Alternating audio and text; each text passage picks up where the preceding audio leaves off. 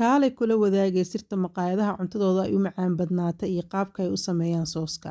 Maqaayadaha dadka lama wadaagaan qaabka ay wax u sameeyaan sababtoo ah in markasta loo imaado ayay rabaan. Marka adiga gurigaaga ku sameyso wax kasta oo macaan badan intii aad aadi lahayd maqaayad. Waxaa u baahan tahay qajaar. Qajaarka waa soo hooleysaa geedka karootada lagu hool ku soo hool. Biyo badan ayuu sameysanayaa kadib biyaha iska miir. Qajaarka oo keliya ayaa u baahan tahay.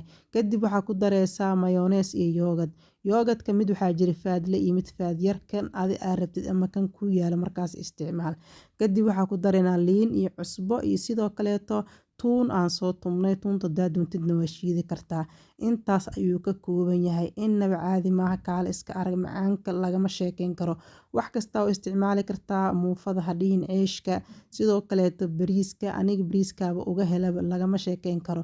Baastada haddaa haysatid oo kale waa ku cuni kartaa wax kasta oo kuu karsan ayaa u isticmaali kartaa.